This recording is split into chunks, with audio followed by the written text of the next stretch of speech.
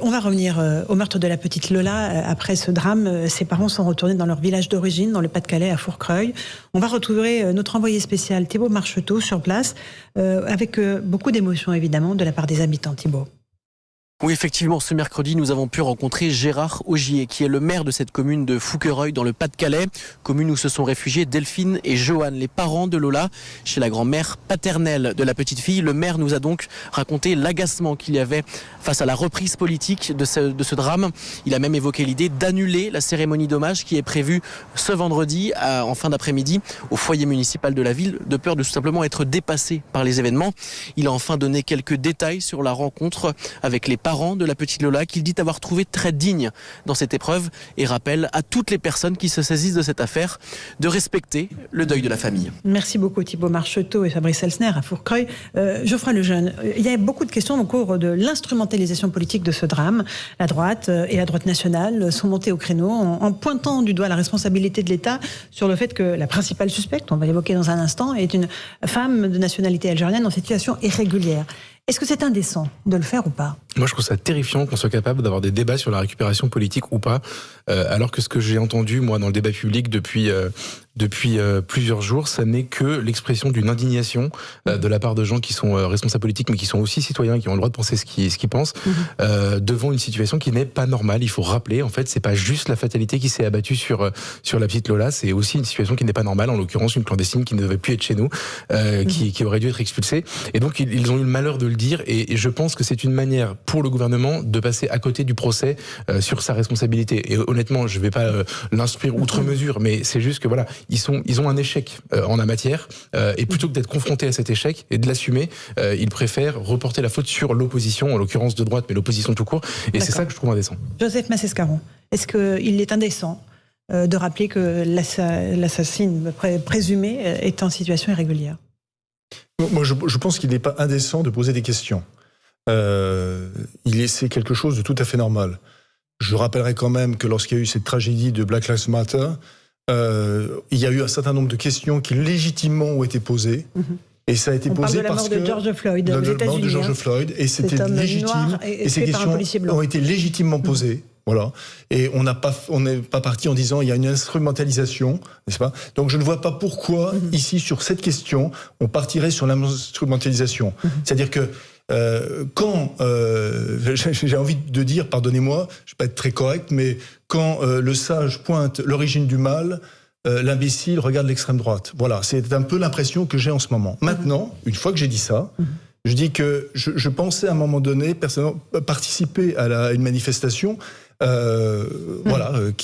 je n'irai pas parce que ce n'est pas ce que souhaite la famille. Voilà. Et la famille doit être respectée. C'est-à-dire que pour moi, il y a une ligne qui est une ligne infranchissable, c'est sur ce que la famille veut ou ne veut pas. J'ai eu à gérer dans le passé une manifestation, en partie une manifestation qui était celle, la grande manifestation après l'assassinat des gens de Charlie Hebdo, où il y avait des personnes, des collaborateurs qui étaient proches.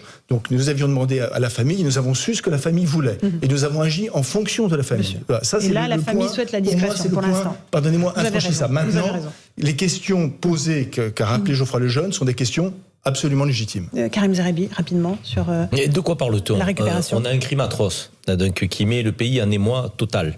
Une famille dans la plus grande dignité qui demande effectivement qu'on respecte cette période de deuil. Le sujet n'est pas de poser des questions, c'est d'aller au-delà. Poser des questions, c'est tout à fait légitime pour qui que ce soit, lorsqu'on a un drame de ce type, parce qu'on est abasourdi, parce qu'on s'interroge, parce qu'on veut savoir et on veut comprendre. Or, au stade où nous parlons, on a très peu d'éléments. Pour autant, il y en a certains qui prétendent en avoir plus que d'autres. Plus que l'avocat qui est partie prenante, par exemple, puisque on décrit le mobile du crime pour certains, donc dans la classe politique. Or, le mobile du crime, on le connaît pas. Donc, il y a une enquête qui est en cours. Donc, on ne respecte pas l'enquête en cours. Donc, on dit, on va acheter des noms de domaine. Au nom de la petite Lola.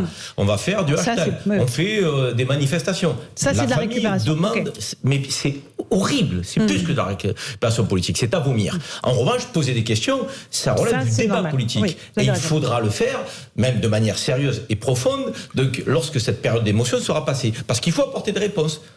pour le pays, dans l'intérêt général. Éric Revel, le Rassemblement national, a décidé de ne pas manifester finalement demain soir à 19h, comme il l'avait dans un premier temps comme Jordan Bardella, évoqué. le président par intérim, l'avait demandé. Désormais, ils vont faire juste un hommage silencieux à l'Assemblée nationale. Ils ne veulent pas se mêler aux militants de Reconquête et Éric Zemmour. Ils respectent les volontés de la famille de la petite Lola, mais je voudrais quand même dire quelque chose qui est factuel. Je ne vais pas rentrer dans le débat de la récupération politique, mais qui est absolument factuel. Aujourd'hui, sur les fameuses obligations de quitter le territoire français, les OQTF, il y en a 94% qui ne sont pas exécutés. 94%, c'est-à-dire qu'il y en a 6% qui sont exécutés. C'est le dernier chiffre du semestre 2021. C'est le dernier chiffre, à ma connaissance, qui a été publié par le ministère de l'Intérieur. Objectivement, d'une manière factuelle, si cette personne avait été expulsée puisqu'elle était sous le coup d'une OQTF, eh bien, la petite Lola ne serait sans doute pas morte dans des conditions aussi atroces. Ça, c'est un élément du sujet. Quand j'entends Olivier Véran qui explique que le gouvernement peut faire mieux, en matière d'expulsion de clandestins, en matière de QTF. Bon, pour le moins, je vais être sympathique avec Olivier Véran, mais les termes sont pas du tout appropriés, ni sur la forme, ni sur le fond. Et puis, je rajoute une chose, sans parler de récupération politique du tout, mais la litanie de la monstruosité, l'accélération des barbaries dans ce pays, au sens large. Je n'agrège pas tout, mais vous avez parlé tout à l'heure de ce qui s'est passé à Nantes, montre qu'en fait, on n'est plus dans des faits divers, mais dans des faits de société. Et si on veut comprendre ces faits de société, si on veut comprendre pourquoi notre société a basculé dans une telle violence, alors il faut une analyse politique. Oui. Il faut une analyse politique.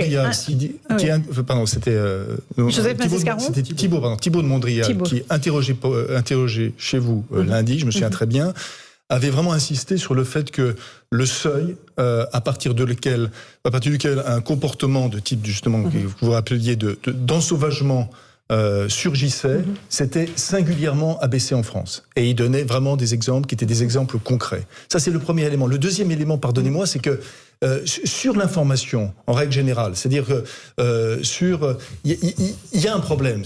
Moi, je vais mettre les pieds en place. C'est-à-dire que j'ai appris sur Twitter que la suspecte était d'origine algérienne. Vous savez comment je l'ai appris ? Je l'ai appris par la presse algérienne. Je ne l'ai pas appris par la presse française. Voilà. Et ça pose quand même un problème. Elle est algérienne. Voilà, elle est algérienne. Bon, elle est algérienne. Ça, je l'ai appris par la presse algérienne. Et la presse algérienne elle-même disait et soulignait que c'était un problème. Et nous, vous vous rendez compte, nous avons, pas nous ici sur ce plateau, mais un certain nombre de médias ont des pudeurs, mais absolument. Et à chaque fois, on a l'impression qu'on rejoue la même chose. C'est-à-dire que, moi je veux bien, information par information, mais à chaque fois, j'ai l'impression de rejouer la même scène de théâtre. Voilà. Allez, on fait une toute petite pause. Droite, oui, Geoffroy Lejeune, rapidement. Intervenu pour en parler et en reparler et en parler à nouveau. Peut-être qu'il y aurait eu moins de... pas parler autant de cette affaire. Vous avez raison. On continue à en parler dans un instant, juste après la pause, dans Punchline sur CNews et sur Europe 1. À tout de suite.